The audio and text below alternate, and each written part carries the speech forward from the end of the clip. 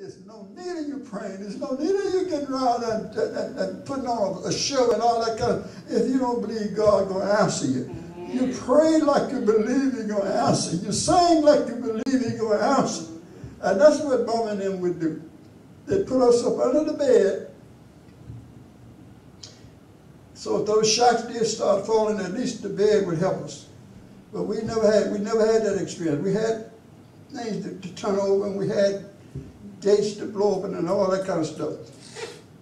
But while we were living, we were always saying, now, I can't say prayer kept us that way. I can't say that the reason why we did it because Mom and them, I'm not saying that.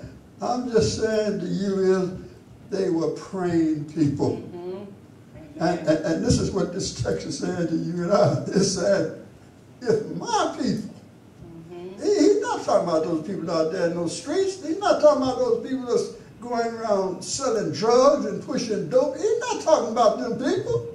He says, if my people, who is my people? The people that is born of my spirit.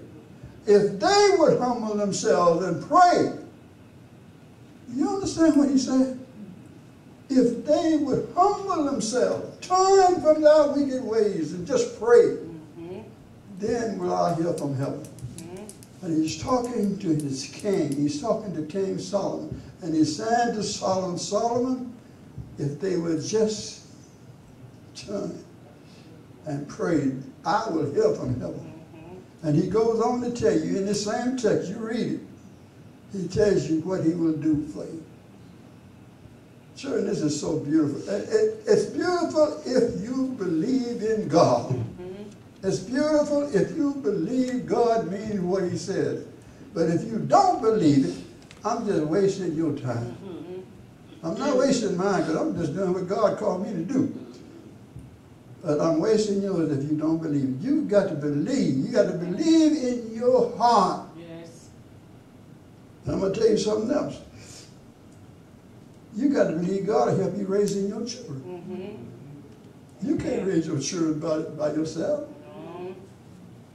And if you're a family with children, you got to believe God will help that family with those children. Yes. God will help you. Suffer the little children to come unto me. You got to suffer with them. You got to pray with them. You got to pray for them. You got to share your time with them. Tracy said if I go to she'll preach the Father's Day sermon. I sure would like to be in here. Because I believe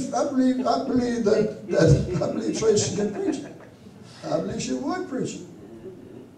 Because there ain't gonna be no, if you're gonna come in trying to shout people and make people happy, then you ain't doing too much good. If I go to Fort Worth, wherever that is up there, to preach that boy's Father's Day message, I'm going up there to challenge those people to hear me preach. And I'm going to talk about what a father is. It's more than crawling up in the bed, having sex and getting down talking about I'm a man. Being a father is more.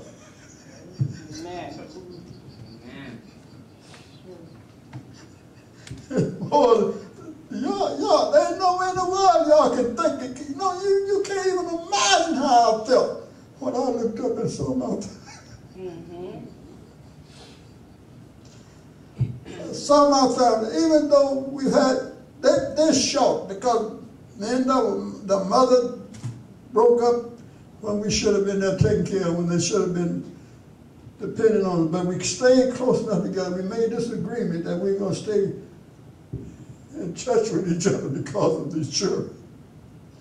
But my heart is right here, children. I love my children and don't nobody have to put me in jail to make me do nothing for them. Amen.